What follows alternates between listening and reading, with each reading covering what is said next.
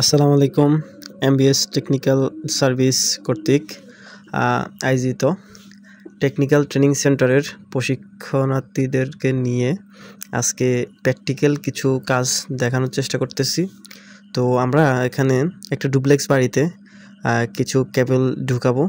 এখানে আস্তরের আগে গ্রুপিং করে পাইপগুলো ঢুকানো হয়েছে।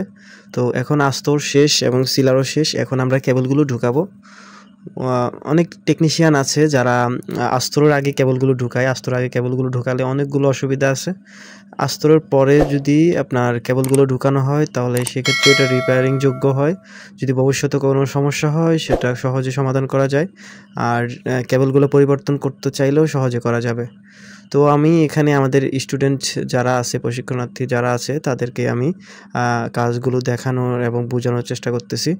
তো এখানে আমি কিছু কেবল ব্যবহার করছি বিভিন্ন কালার।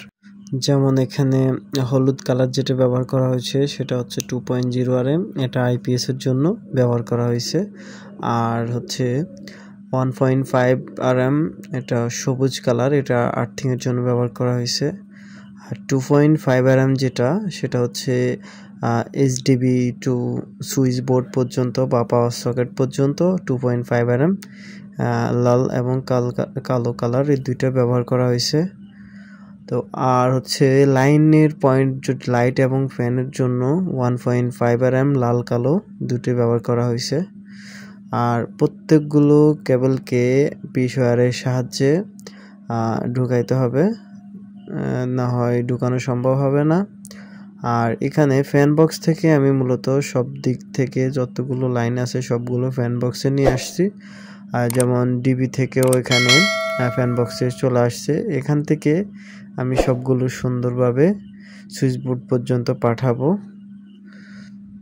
তো আস্তর এবং সিলারের পর যদি কেবল ঢুকাইতে হয় বিল্ডিংয়ের ভিতরে, তাহলে সেক্ষেত্রে অবশ্যই ছাদে পাইপ পালানোর সময় ড্রপগুলো সুন্দরভাবে দিতে হবে, যেন দেওয়ালের সাথে ছাদের ড্রপগুলো সুন্দরভাবে মিলে যায়, এবং গ্রুপিং করে এমনভাবে গ্রুপিং করতে হবে যেন সুন্দরভাবে সেট হয়।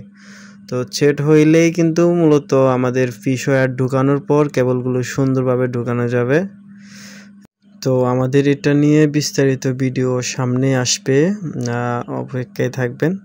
তো যারা নতুনভাবে প্রশিক্ষণ নিতে চান, সরাসরি দক্ষতা সার্টিফিকেট অর্জন করতে চান, আমাদের সাথে যোগাযোগ করুন।